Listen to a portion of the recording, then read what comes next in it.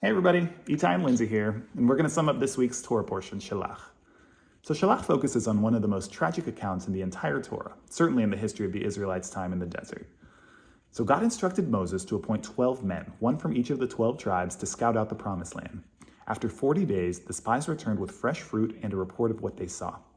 While they referred to the land as one that flows with milk and honey, they also said it was a land of mighty giants, and they were convinced that they would not be able to conquer it. After hearing the negative report from 10 of the 12 spies, the entire nation completely lost it. They openly questioned God's plan, they cried, they mourned, and they even made the claim that they'd rather go back to Egypt than proceed any further. Two of the spies, Caleb and Joshua, tried to speak up and convince the people that they could actually conquer the land, but it was too late and the people had lost their nerve. So conventional thought would have you to believe that this is a story about hopelessness, doubt, and the spies' lack of trust in God.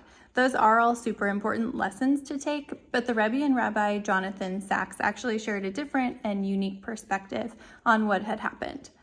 The Torah states that the spies were men who were the heads of Israel, and this means that they were leaders. They were not fearful people, and they had just witnessed the monumental miracles that proved that God was present and on their side throughout all of this. Because of this, the Rebbe concluded that the spies were actually not afraid of failure, but that they were actually afraid of success. Yeah, so never before had a people lived so close to God, right? So they camped around the sanctuary, they ate manna from heaven, they continually witnessed miracles. And if they entered and conquered the land of Israel, they'd have to fight battles, they'd have to maintain an army, create an economy, farm the land, worry about weather, crops. The Rebbe suggested that the spies were actually concerned that the Israelites would simply become just one more nation in the world with the same economic, social, and political problems that every other nation has to deal with.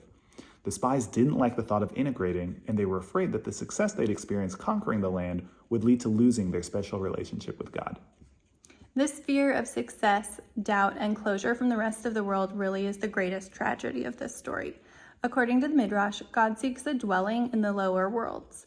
One of the great differences between Judaism and other religions is that while others seek to lift people to heaven, Judaism seeks to bring people down to earth and to bring heaven down to earth.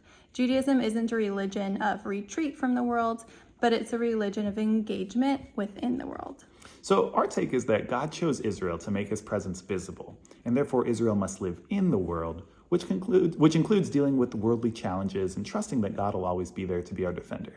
Even without the grand miracles and complete dependence upon God, we can still shine our light for everyone to see. It may be evident in the way that we handle our personal affairs, or how we interact with the economic and social and political world, or how we treat our families and friends and acquaintances. God chose Israel to be a light among the nations. So even in the face of adversity, or in the face of just the normal day-to-day grind, we must work to carry out his wishes and represent him, his land Israel, and the Jewish people to the rest of the world until that mission is complete. Thanks everybody. Shabbat Shalom. Shabbat Lw.